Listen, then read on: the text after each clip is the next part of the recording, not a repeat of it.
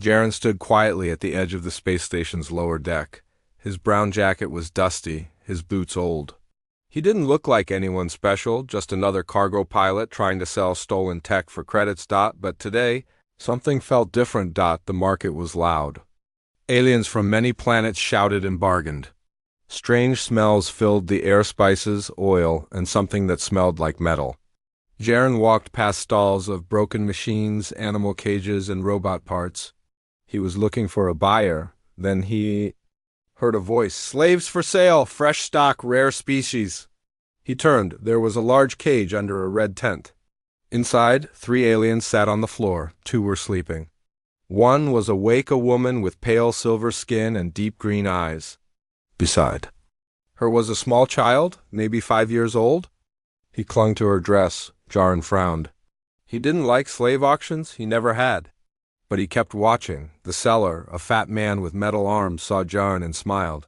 "You, human. You want something special? Look at her.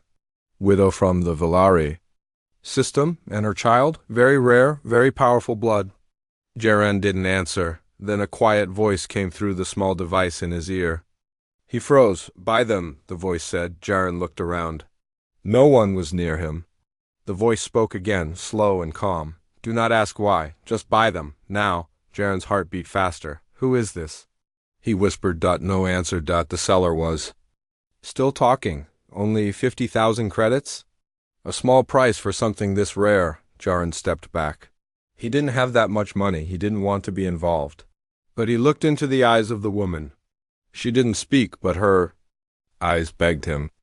Not with fear, but with something else. Hope. The child hid behind her, his small hand glowing faintly blue. Something was wrong. Very wrong. The voice came again. "They are not safe here. You have 5 minutes." Jaren made a choice he didn't understand. "I'll take them," he said. The seller laughed. "Good. A wise man. Transfer the credits." Jaren pulled out a fake ID chip. "My ship is docked. Come with me. I'll transfer after we load them." The seller narrowed his eyes. "No tricks." "No tricks," Jaren said. He led them quietly through the crowd. No one stopped them. The woman walked with grace, though her hands were tied. The child stayed close to her. Jaren kept glancing over his shoulder. He felt eyes watching him. They reached the docking bay. His ship, a small freighter named the Ember Wing, waited with its door open. Inside, he cut their bindings. The woman rubbed her wrists. The child looked around with wide eyes. "Why did you help us?" The woman asked, her voice soft, strange but clear. "I don't know," Jaren said honestly. "Someone told me to, in my ear." She looked alarmed. "They found us again," Jaren blinked. "Who are you running from?" She didn't answer, but the child spoke. "Bad men. They want to hurt Mama." Jaren looked at the glowing hand of the child. "What is he?" The woman pulled the child close. "He is my son? That is enough." Jaren nodded. He didn't ask again. Suddenly a loud sound rang from outside. "An alarm. They know," the woman whispered. "We must go." Jaren jumped into the pilot's seat. "Hold on." The ship lifted and shot out of the docking bay. Blaster fire followed them. A patrol ship chased them through the stars. Jaren dodged and turned sharply. His hands moved fast, his face calm, but his mind raced. Why was he doing this? Why risk everything for 2 strangers? The ship rocked. A blast hit the side. The woman held the child tight, her eyes closed. Jaren pressed the engine boost. The stars blurred, then silence. They had escaped, at least for now. Jaren stood up and turned. The woman looked at him with tired eyes. "My name is Lara," she said. The boy looked up. "I'm Kale." Jaren took a deep breath. "I'm Jaren." They looked at each other. 3 strangers in a stolen ship, flying through dangerous space. Jaren knew this was not the end. It was only the beginning, and deep inside he felt something new. A feeling he hadn't known in years. Responsibility. Jaren woke up to silence. The ship floated quietly in deep space, hidden inside a dark nebula cloud. No stars were visible, only slow-moving fog that surrounded the windows. It felt like the whole galaxy had vanished. He sat up and looked around the small cabin. Lyra and Kale were asleep on a soft floor mat. Lyra's arms were wrapped around her. Sun like a shield. Kale breathed softly, but even in sleep, his small hand glowed faint blue. The light pulsed like a heartbeat. Jaren rubbed his eyes. What are they? He whispered to himself. He walked to the cockpit, checking the scanners. No ships nearby. No signals. They were safe for now, but his mind wasn't calm. He heard the voice again. The same voice from the auction. They are not what they seem. Protect them. Do not trust anyone. The voice had not spoken since they escaped. And now it was back like a warning. Who are you? Jaren asked aloud. Why me? Silence. He turned off the comms and leaned back. Hours passed. Lyra was awake now. She sat at the small metal table, her silver skin shining softly under the cabin lights. Kale played near her feet, floating small metal tools in the air with his. Mind, Jaren stared at him. How is he doing that? Lyra didn't smile. He was born with it. His kind always had power, but not like this, not at his age. What is he? Jaren asked. A child, she said simply, a scared one. Jaren sighed. You said they were hunting you. Who are they? She looked away. You wouldn't believe me. Try me. Lyra looked him in the eyes. Kale is the last bloodline. Of the Villari crown, the rulers of my world. When the empire fell, the trade lords killed the royal family. All of them, except me and Kale. Jaren stared. You're saying he's a prince? She nodded. And a target his blood holds. Something they want, something ancient, something powerful. Jaren leaned back. So they want to use him. They want to break him, control him, or destroy him. Kale floated a screwdriver in circles, humming to himself. Does he know? Jaren asked. Lyra shook her head. Not yet. He just thinks we're running from bad people. Jaren looked at her, curious. Why didn't you sell me out? Take the ship. Leave me. Lyra gave him a sad look. You didn't have to save us. But you did? That night the ship shook. Kale screamed in his sleep. Lyra rushed to him. Jaren followed. The boy's body glowed bright. His eyes were wide open, but he didn't see them. Objects in the room floated up, tools, books, even metal. Crates. The air crackled with strange energy. Lyra held Kale tight, whispering in a language Jaren didn't know. Is he hurt? Jaren asked. Lyra didn't answer. Then everything stopped. Kale fainted in her arms. The room went dark. Jaren helped her carry the boy to the bed. This happens often?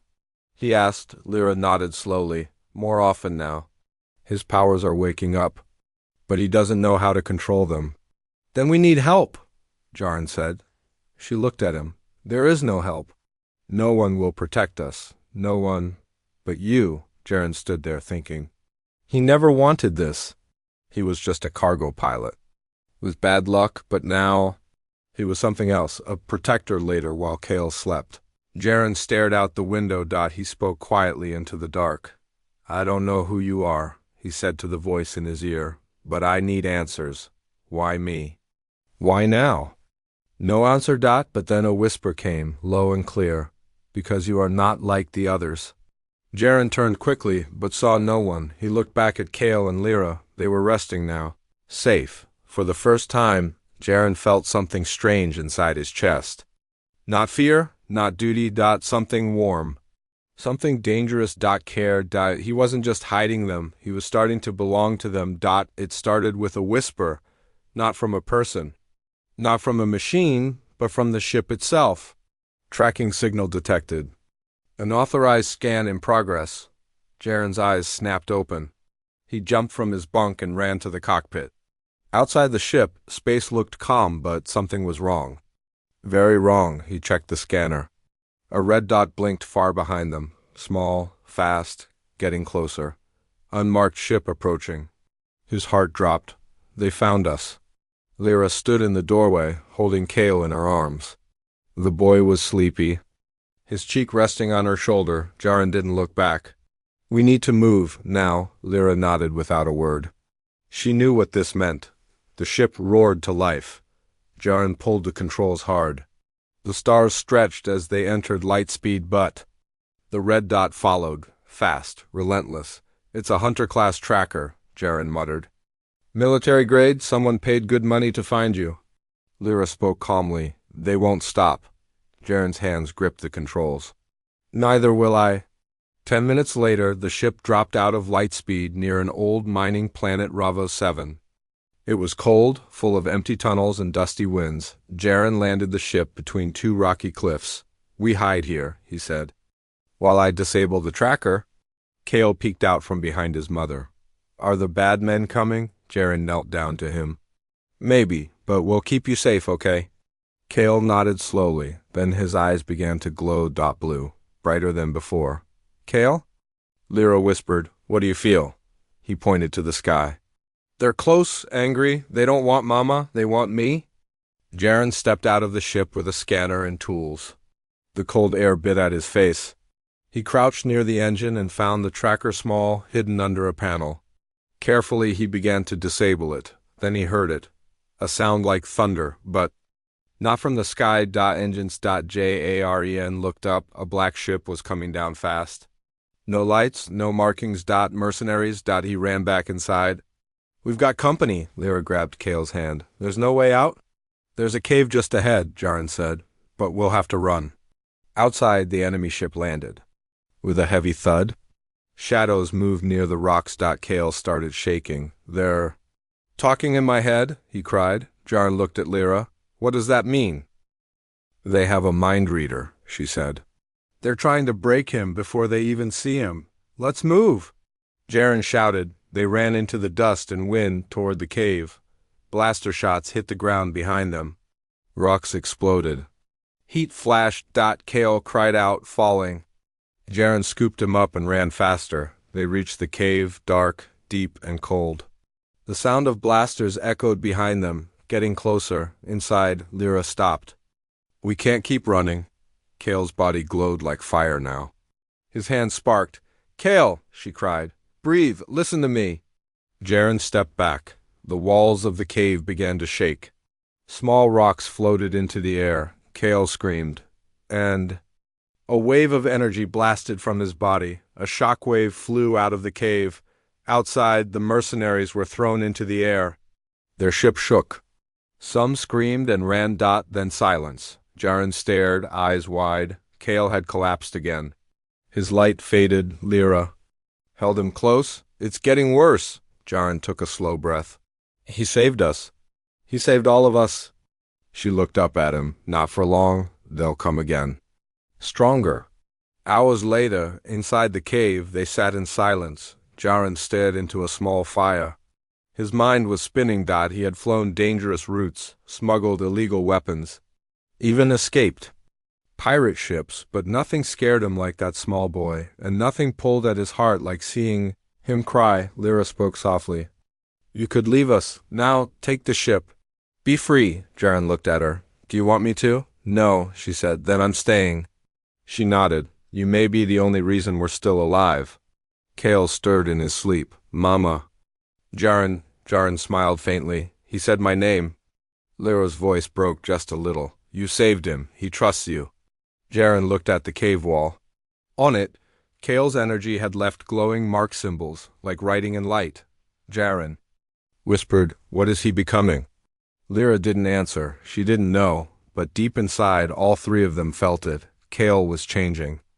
And the galaxy would never be the same. The dream wasn't his, but Jaren could feel it. He stood in a field of silver grass under two purple moons. The wind whispered strange songs. The stars above blinked like eyes. In front of him was Kale floating. In the air, eyes glowing gold now, not blue, and around Kale. Thousands of shadows knelt. Not in fear. In worship. Suddenly Kale turned and spoke, but his voice was not a child's. They are coming. Not to take me, Jaren, but to stop what I will become. Jaren woke with a gasp, sweat on his forehead. It was still night inside the cave. The fire had gone out. Lyra sat nearby, watching Kale sleep. You saw something, she said. Jaren looked at her. It felt like a dream, but it wasn't mine. She nodded. Kale's gift is growing. He can touch minds now, even in sleep.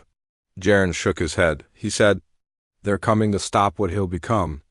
Lyra looked down at her son, eyes heavy with pain. It's time I told you the truth. An hour later they sat deeper in the cave. A blue crystal gave soft light around them. Lyra spoke slowly. My people once ruled many worlds.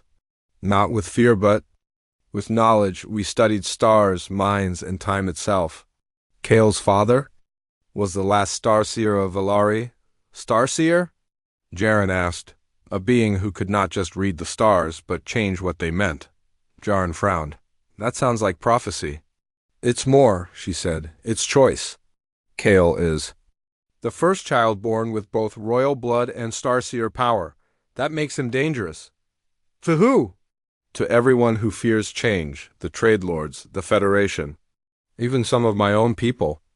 They don't want a child who could rewrite destiny. Jaren rubbed his face. He's just a kid, Lyra looked him in the eyes. He won't be for long. Outside the cave, a strange sound echoed. Jaren stood quickly, hand on his blaster. It's not an enemy, Lyra said, and she was right. A ship landed quietly, gently, too clean to be a mercenary. From it stepped a tall woman in white armor with glowing tattoos on her face. She walked alone, hands open. Jaren aimed. Who are you? Come in peace, she said calmly. My name is Myra. I served Kale's father. I have come to serve him, Lyra gasped. You survived? Myra bowed. Only by hiding. I waited for a sign, then I felt his awakening. She looked at Kale. The child is not ready. But the galaxy already moves around him. You must decide. Pilot, will you help shape the future or hide from it? Jaren didn't lower his blaster. Why should I trust you? Because, Myra said softly, if you don't, others will get to him first. That night around the crystal light, Myra explained more. There are 3 factions hunting Kale now, she said. The trade lords want his blood to clone. His power, the old Federation wants him dead. And the Void Cult, they want to turn him into something else. Jaren shook his head. He's a kid. He doesn't deserve this. No child does, Myra said. But he was not born by chance. Lyra looked at Jaren. You need to hear it. All of it. Jaren frowned. There's more? Lyra nodded. Before Kale was born, his father saw something? A vision of a war so big it would burn 100 worlds? He saw Kale standing in the center of it. But there were 2 futures. In one, Kale becomes the destroyer. In the other, he becomes the one who ends it. Jaren stared at the boy. And which future are we heading toward? Lyra's voice cracked. I don't know. That's why I ran, to protect him from becoming the first one. Later, alone near the cave mouth, Jaren stood looking at the stars. He had no training, no plan. He wasn't a hero. Just a pilot with an old ship and 2 passengers he didn't ask for. And yet, here he was, choosing again, not to run, but to stay. Behind him, Kale's voice called softly. Jaren? He turned. The boy looked up at him, eyes calm but glowing softly. Do you think I'm bad? Kale asked. Jaren knelt beside him. No, I think you're scared. And strong, and more important than anyone has ever told you. Kale held out a small glowing stone. I want you to have this. What is it? Kale smiled faintly. It shows truth. Jaren took it. It felt warm, alive for the first time. Jaren understood this was no job. This was his family now, and family doesn't run. The message came through while no one was watching. Just 4 words. Flashing on Jaren's cockpit screen. He's not your son. Jaren stared at the words for a long time, his fingers frozen above the controls. The screen went black a second later. No sender. No signal trace, only silence and doubt. He didn't tell Lyra, not yet. She was busy helping Kale control his power. The boy had stopped glowing in his sleep, and his dreams no longer sent out shockwaves. Progress, she called it, hope. But Jaren's heart was heavy, because deep inside something had changed. That message felt personal. 3 days later they landed on a hidden supply moon Graxis 4, a cold, quiet world covered in frozen steel jungles and old trade stations. Myra said an old contact could help hide Kale's signal for good. We just need a few hours, she said. Jaren stayed with the ship while the others moved toward the underground station. Kale waved to him before disappearing into the frost. For a moment the ship was quiet again. Too quiet. Jaren went inside. The cockpit lights blinked once. then died. A shadow moved behind him. He spun around. Blaster raised. A man stepped out of the dark, wearing a black flight jacket, smiling like he'd never been gone. "Hello." Jaren. It was Torin, a name Jaren hadn't said in years. Once they flew together, smugglers, brothers by choice, not blood. But Torin disappeared during a job that went wrong left. Jaren to take the fall. Now here he was. Calm, clean, dangerous. Jaren kept the blaster up. "You're supposed to be dead," Torin chuckled. "That's what they said about you too.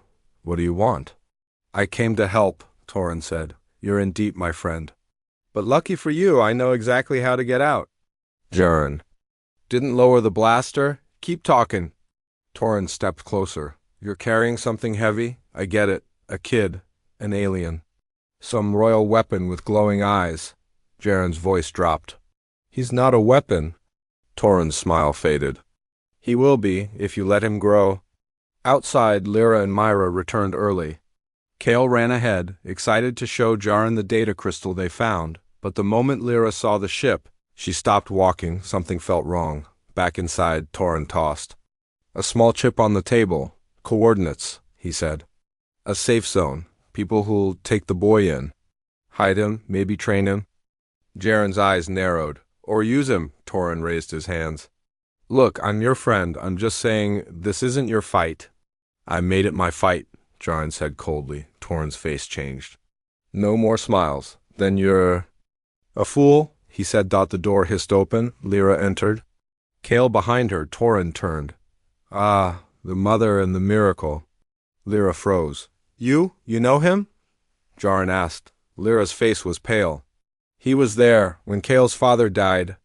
Jaren looked at Torin, heart sinking. "You were working for the trade lords?" Torin smiled again. "Everyone's working for someone, Jaren. You just forgot which side you were on." The blaster fired, but not from Jaren's hand. Lyra had drawn first. Torin fell backward, shoulder hit. "Not dead, but bleeding. You betrayed him," she said. "Now you want to betray his son," Torin laughed, coughing. "He's not your son either. He belongs to the stars now." Jaren stepped forward, anger burning in his voice. "Tell your masters if they want him. They'll have to come." "Through me." Torin looked up. "Oh, they will. And you'll wish I'd killed you first." Later that night, Jaren stood outside the ship, watching the sky. Kale sat beside him. "Are you okay?"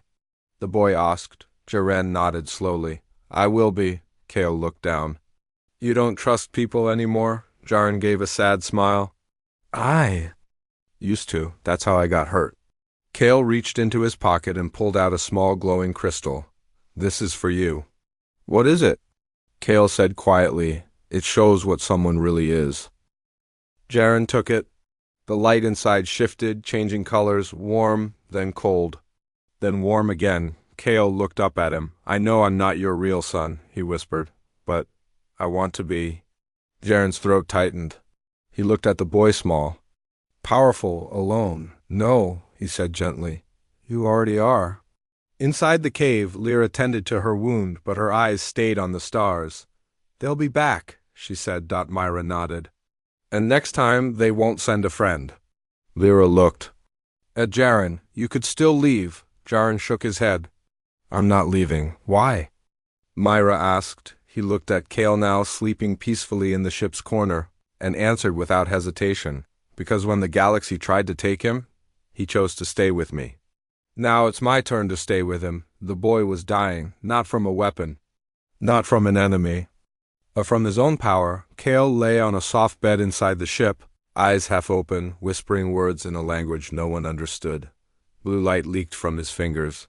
His skin glowed like the edge of a star, flickering in and out. Lyra sat beside him, her hand shaking as she pressed a wet cloth to his forehead. "His body's too small," she whispered. "His power, it's burning him from the inside." Jaren stood near the door, fists clenched, jaw tight. "There has to be a way to stop it." "There is," Myra said from the corner. "But it comes at a cost." They had landed on Theraxis, a jungle moon wrapped in storms. Here, old energy still lived, wild, ancient, untouched by war. Beneath the forest was a temple built by starseers. Long ago, inside it was a core crystal, pulsing with memory. Mara believed it could stabilize. Kale's powers bind them to something stronger than his own body, but there was a problem. It must be done willingly, she explained, and it must be done by someone who has already chosen him. With their life, Jaren didn't hesitate. I'll do it. Lyra looked up, alarmed. You don't understand. If it rejects you, your mind could collapse. You might forget who you are. Jaren nodded. Then I'll forget as a father, not a stranger. That night they walked through thick mist toward the temple. Kale was weak, but conscious. He held Jaren's hand tightly. Are you scared? Jaren asked him. Kale looked up, voice soft. Only if you are, Jaren smiled. Then I guess we're both okay. The temple doors opened with a groan. Inside, glowing vines climbed the walls. The air was warm and alive, like it was breathing with them. The crystal sat in the center of a round chamber, floating, humming, ancient. Kale looked at it, then back at Jaren. It knows you, he said. Jaren stepped forward. Then I hope it forgives me. He knelt before the crystal. It pulsed once, then again. The glow reached toward him like fingers of light. Kale placed his hand on Jaren's shoulder. Lara and Myra watched from the edge, barely breathing. The crystal entered Jaren's mind. Suddenly, Jaren was standing on a mountaintop. Stars spun above him. 1,000 voices whispered around him. He saw moments from his past, his mother's face, his first ship, Torin's betrayal, and then he saw Kale, but not as a child. As a man, standing in the center of a battlefield, arms raised, stopping an entire army with light alone. The vision changed. Kale alone in darkness, his eyes red, galaxies burning behind him. This is the choice, the voices said. He can be the end, or the beginning, and you are the balance. Jaren opened his mouth. Why me? Because you loved him first, without reason, without reward. Back in the temple, Jaren collapsed. Kale screamed, Jaren! Lyra ran forward, but the crystal stopped her with a wall of energy. Then, slowly, Jaren opened his eyes. He looked at Kale and smiled. I remember, he whispered. You're my kid, Kale sobbed, jumping into his arms. You came back? The crystal dimmed. The temple grew quiet. Kale's glow faded. His breathing calmed. His body stopped shaking. It had worked. Outside the temple, the group stood under the stars. Kale walked stronger now, his step sure, his eyes calm. Lyra looked at Jaren. You saw his future, didn't you? Jaren nodded. 2 of them. And which one wins? He looked at Kale, the one where he's not alone. That night they sat by a fire. Kale leaned against Jaren's side, half asleep. Lyra whispered, You've changed. So has he? Do you think we'll be enough? Jaren looked up at the stars. We may not be everything he needs, but we'll be everything we can be, because sometimes the family you choose is the one that saves the galaxy.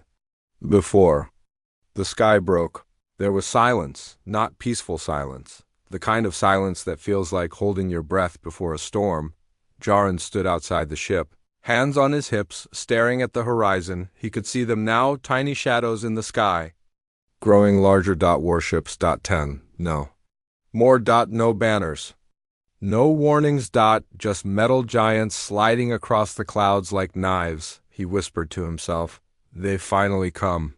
Behind him the forest glowed with soft morning light. Birds sang. Wind touched the trees like a lullaby. Kale came up beside him, holding a small stone. They're here, the boy said quietly. Jaren nodded. I know. Kale looked up. Do we run? Jaren knelt down to his eye level. Not this time. Why? Because I'm not running from my family. Kale blinked. Family? Jaren placed a hand on his shoulder. You, your mom, me, we chose each other, and I'm choosing to stay. Kale smiled a little. Just a little, then I'll stay too. Inside the ship, Lyra prepared the defense system. Her hands moved fast, but her face stayed calm. Myra stood by the door, sword humming with light. They won't talk first, Myra said. They'll just attack, Lyra responded flatly. Then we'll speak with our shields, or our hearts, Jaren added as he entered. Kale's not hiding anymore. The enemy landed before noon. They filled the field with tall metal. Walkers, masked soldiers, and dark drones that hummed like hornets. A voice boomed from a floating screen. "Hand over the boy. You will be allowed to live." Jaren stepped forward, no weapon in hand. "You had your chance. You hunted him. You called him a weapon." He paused, then raised his voice. "But he is not yours. He is not a tool. He is not for sale. He is my son, and I will burn your ships before I let you touch him again." The battle began like thunder. The first wave struck the shield. Lyra's tech held barely. Sparks flew. Smoke poured. Myra moved like light itself, cutting, blocking, protecting. Kale stood inside the ship, eyes glowing.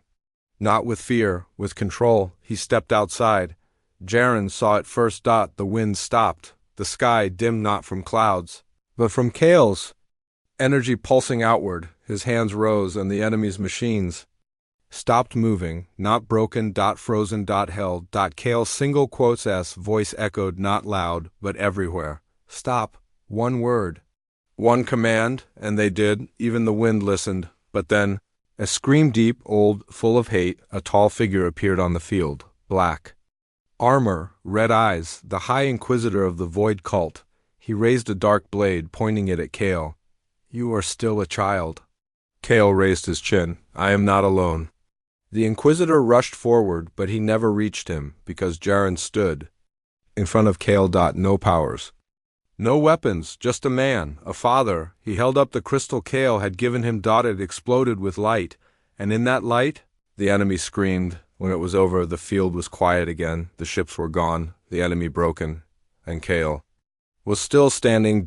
Breathing. Alive. Days later, they sat under the stars. Lyra cooked something warm. Myra repaired her sword.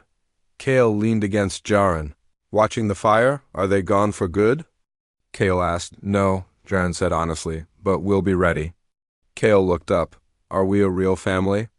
Jaren didn't answer with words. He pulled Kale close. Held him, felt his heartbeat. And said the only thing that mattered: "We stay together no matter what." Final words, voiceover style ending. They told him to sell the alien widow and her child. They told him to take the money and run, but he made a different choice. He became their home, their shield, their family. And sometimes, that's how you save a galaxy.